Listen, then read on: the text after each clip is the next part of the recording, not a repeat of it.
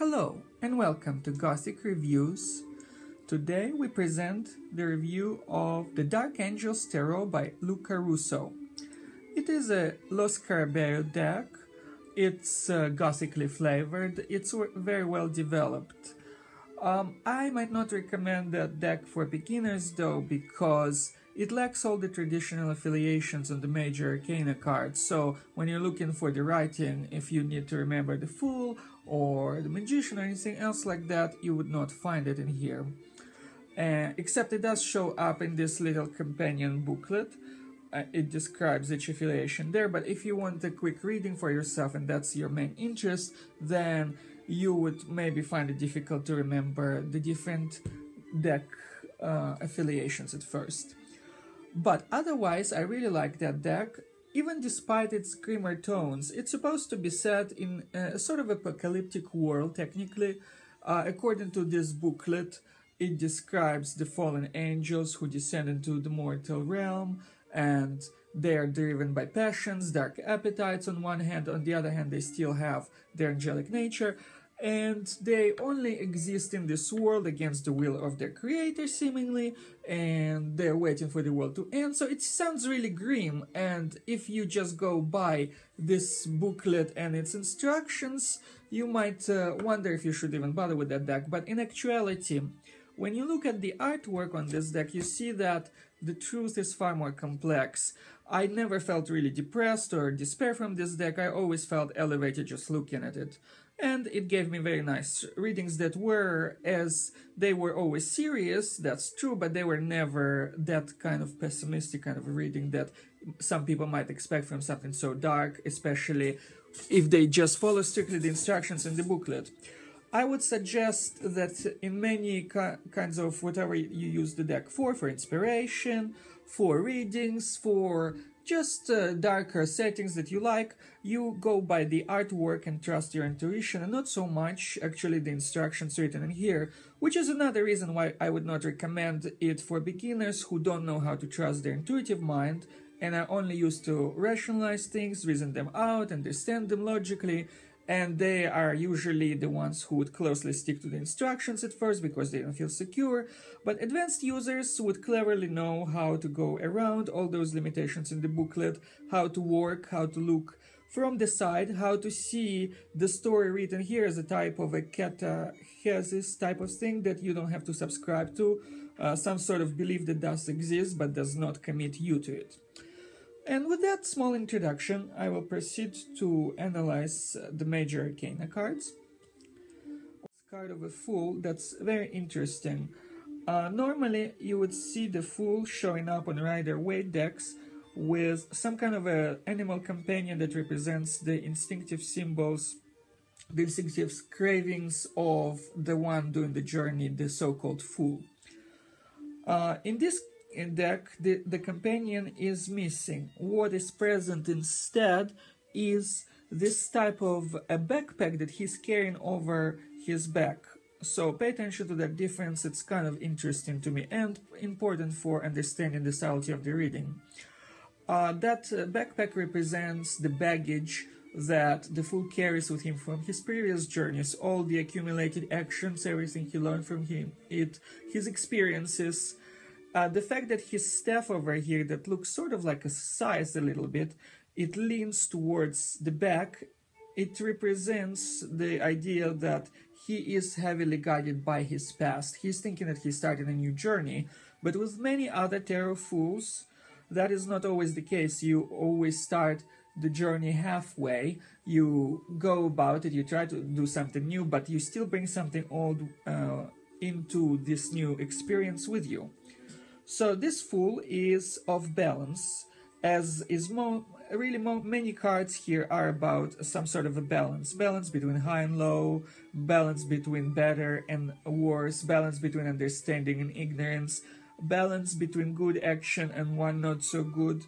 And the Fool is a very good representation of what is happening here. The scythe here represents his inability yet to discriminate between what is real and what is not, what he should be doing or what he shouldn't. He might be having difficulties of choosing, and he might make wrong choices, being a fool, but he learns from them. It makes him feel empowered and stronger in the long run. And of course, all of that is depicted with very dark colors, but again, they don't feel like the dark of despair or the dark of evil. They feel like protective and elevating, and like something as a challenge to struggle against stronger from. And then we move to this card of the Magician that I also like. Normally you would see the Magician being entirely human, of course, but also entirely in balance, entirely in his element and in control of the elements. But in actuality, this deck to some degree represents the idea of a magician more accurately, the archetype of the magician. Here we see a winged person representing his angelic affiliation, of course, or in psychological terms, he might be driven apart by the higher knowledge and the lower needs, the baser needs. So basically he's standing here off balance in this position that's slightly crooked. He is asking for power, and at the same time, while channeling all that magical power, he finds himself in a difficulty to control his very self. That is characteristic of many magicians, but this one, because of his position, he appears to be more or less aware of his difficulties, aware of his appetites, of his passions. Some of them are not to his benefit. And the other magicians that I've seen, including the Rider-Waite, are not necessarily always aware. They're fully balanced. They appear to be in control, but they usually have the illusion of control that leads to problems that the next card of the Major Arcana might be resolving psychologically. So I like this one a lot. It also features different aspects of the elements that the magician is supposed to control here on the table. It has nice patterns of the table underneath it, where there's a face of a woman implicitly representing those magical energies that he's trying to get attuned to, the purity of his former existence as the presumed fallen angel here in his capacity as the magician. Then we move to the High Priestess. As I explained before, there's no writing the High Priestess, so you usually either you know what she is supposed to represent by the picture, which I do, or else you just base your interpretation or understanding on some kind of a contrast and get a vague idea from her. But here it's indicative that despite her wings that could be misleading, she has two little statues. Typically, the High Priestess sits between two pillars representing different kinds of knowledge, the mystical and the mundane knowledge. She's the kind of mystic that is gifted with forces from beyond, in that she is sometimes purer than the magician, because the magician pursues his own power. She is guided by spiritual impulses, and the fact that she is holding here the book half open, she's not reading from it, and she is looking at us, and us being the querying, the observer. She doesn't need that book. She already knows all the knowledge in it, and she has it whole half open for reference sake, so that she can retrieve that knowledge for our sake. Her problem is to incorporate the mystical knowledge that she does possess into the mundane realms without creating a conflict, and sometimes some of the High Priestess archetypes do it better than others. But when you're in a reading, you would pay attention to is there a perfect synthesis, is there opposition, is there conflict, are you following the higher impulses or the lower, are you mistaking one for the other? So that is some of what can be said about the High Priestess, along with the pictorial representation here of the keys. That is the so-called, symbolically, the key to the kingdom, where she holds the key to knowledge. It is here represented in golden colors, and you would see the golden motif appearing through our different symbols throughout this deck, which is a very interesting thematic representation, coherent as a thread. Then we have here this Empress card, as always represented by the number 3. We usually see the Empress seated often on a throne. Here she's sitting instead in nature, and that could represent that, unlike the other Empresses whose power is based on artificial considerations of heritage or nobility or whatever else. She actually holds real power because she controls nature itself, and because of that her power is stronger. At the same time, because her power is stronger, as a counterbalance to it, and everything in this deck is about balance, she's also looking backwards, and her staff is leaning backwards in an skewed position. And by itself it might not mean much to you, but when in a reading it could imply that she might be, as a person, say she could be too intense. As the force of nature, it could be some kind of a factor, say, for your career that you cannot avoid, even if it is trying to be helpful towards you. And this Empress is very similar to many others whose intentions could be very useful, whose application of them is not always so. But all of that would depend on the context of the reading or the particular type of inspiration you're looking for. And again, she's also holding a golden staff of power, which is a nod towards the previous card of the High Priestess.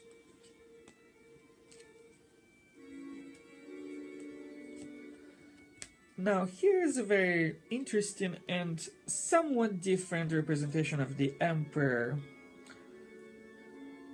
He is seated in nature instead of the throne. Moreover, he is by himself instead of being surrounded by people, as is common on Rider-Waite decks or those adhering to it. And here he is basically isolated, so to an extent he is more like a hermit than an emperor for all geometric sort of interpretations.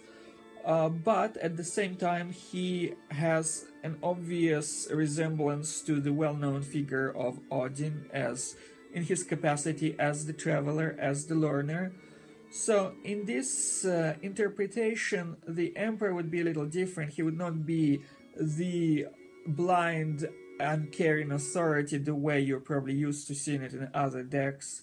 Here, he will be more, his authority relies on thorough knowledge, the one he obtained through his travels, on understanding of other cultures, on ability to look from the outside, on self-control, on power relying on actual true values and not any declaration of somebody else. Somebody could declare somebody to be an emperor, but this emperor actually carries power within himself. And he is also obviously in control of nature, since that's where we find him.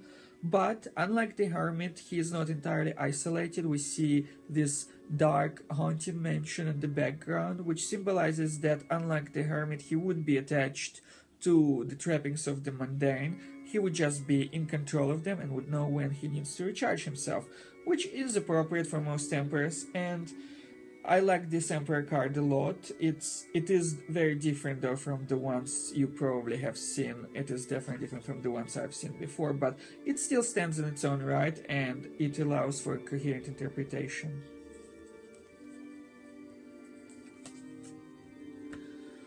Another interesting, with slight deviations from the norm, is the Hierophant, card number 5.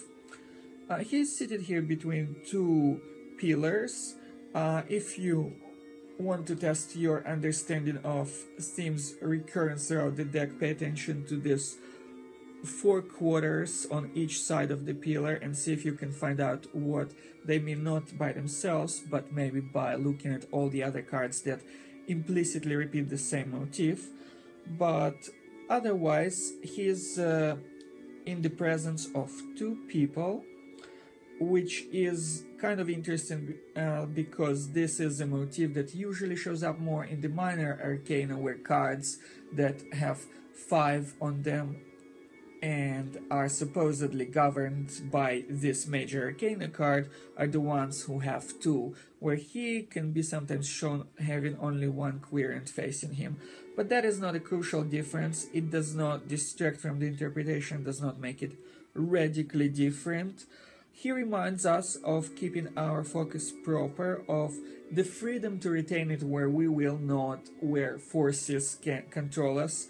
Hierophant meaning the shower of knowledge, the shower of the face, literally the face of knowledge.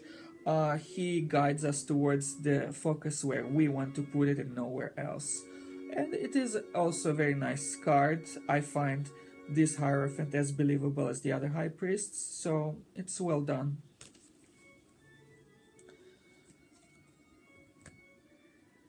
Our next card, of course, is the Lovers, number 6. You might see it as a mirror reflection, so you would think it's 4, but in actuality it's to be read from one side to the other, so it's first 5 and then the 1, so it would be 6 instead of the 4. Just a slight numeric note about Latin numbers. But anyway, with Lovers, it's also slightly different from the standard.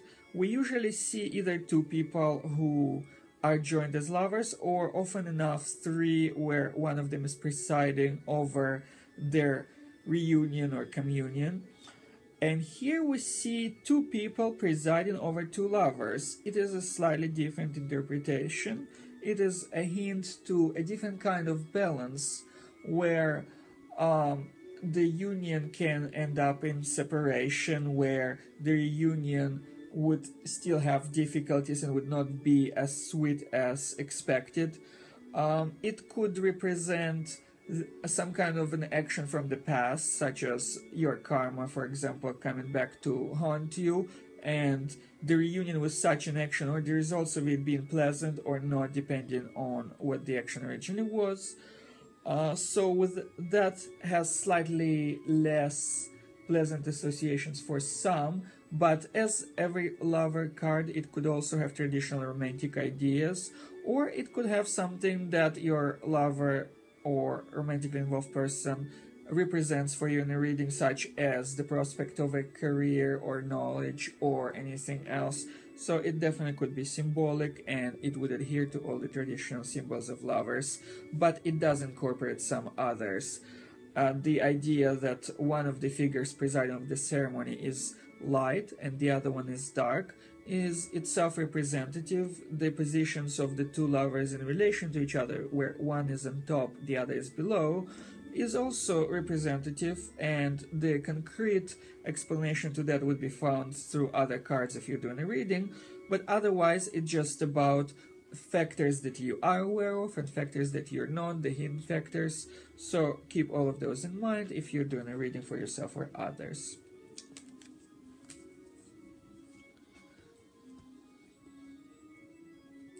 Then we have, of course, the card Chariot, usually representing movement, card number 7. Normally we see it as a sort of a carriage or a chariot with 2 horses or other fantastical beasts. Usually one is portrayed as black, the other is white. Here we don't see any such thing. So this card is definitely different to an extent, but we do see 2 figures which might come down to the same kind of a balance between the black and the white horse. We see that white angel standing on top, that kneeling angel below. The only thing possibly lacking is the 3rd person driving the 2 horses together. We don't see a hint of that entirely. So instead of the synthetical approach where to move here or to move there, or we might have more of a chance of conflict, but the positive side of it is the chance of acceptance. The kneeling figure might represent its surrender to the realities of life, its understanding of what needs to be done, its ability to do it really well when necessary, and the reverse side might represent the opposite, where it's not comfortable doing what it's supposed to do and it wants to shirk off its duties. So in that it's slightly different graphically than other chariots that we have seen.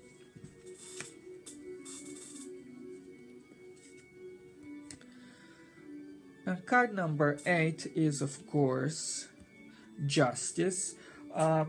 In other decks, it could be shown as Strength instead.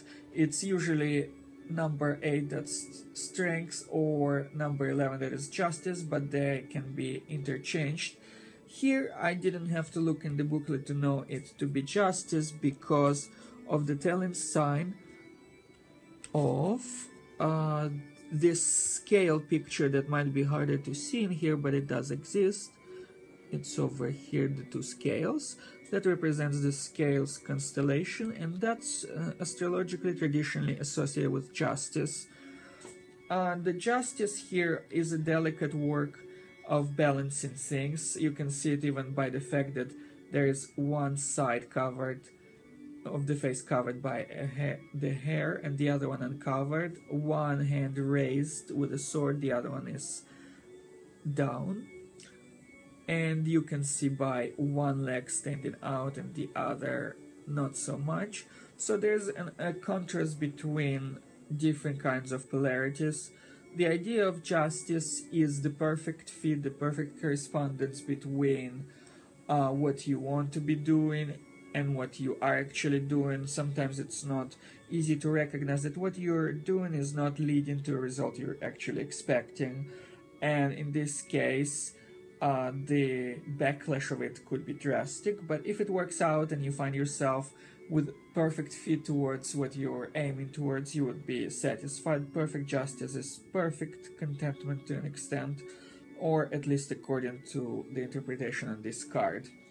And again, the angel here that's presiding over the process of justice may appear dark, but it is to bear in mind that the angel itself is partly mortal, descended into the mortal body, and as such, it faces the same balance that we all have to face between the higher impulses and the lower. So it is, unlike many other angels or gods that preside over justice, is less threatening to me to an extent, because I can relate to its issues as it can relate to ours, and it will not do anything personal against ourselves that we would not do first.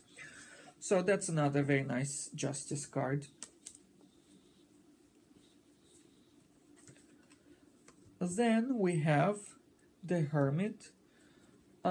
He seems more or less traditional. Some of them sit down often enough. This one is standing, but there's nothing around him, and he is in perfect balance. He is carrying his own lantern, which is indicative because he pursues the inner call of knowledge. He goes towards different places, different countries, different ideas and cultures, and he is guided by his desire to learn, and he does so on his own, usually as a hermit. So this card is relatively typical outside the coherent representation of the angelic being with two wings, which is characteristic, of course, of all of this deck.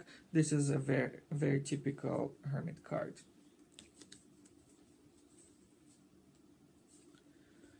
And this wheel is also very interesting, also less usual than some others, but follows the typical motifs as well. We see two forces opposing here in the Wheel of Fortune. One of them looks sort of like a horse, but the size of it reminds more of a bull, which makes sense. Here it represents the brutal strength, the ferocity, balanced out by the presumed generosity and strength of the lion that's in repose. Lion can also be ferocious too, but in their hunting habits, when they not really hungry, they can stay put and not touch an antelope that's passing nearby. So for that reason, it is a good kind of a balance between the two, the repose and the activity. Both of those forces are presided by this noble-looking griffin. That's the idea that the griffin is staring towards the bull-like creature might mean to some that the dire, grim interpretation of the booklet is correct about how everything is negative and dark and going to end in an apocalypse and whatever else, but the subtle interpretation would show that the tail of the griffin is actually pointing towards the nobler lion. So once again, this Wheel of Fortune shows the force is fully in balance and everybody is still able to decide what they're going to do, where their allegiances lie, what they're going to choose. And that's, I think, is a very good, a very noble message, especially for such a dark card that's done so well. So this has been Wheel of Fortune, and this is the end of part 1. Stay tuned for part 2 of our next Major Arcana interpretations.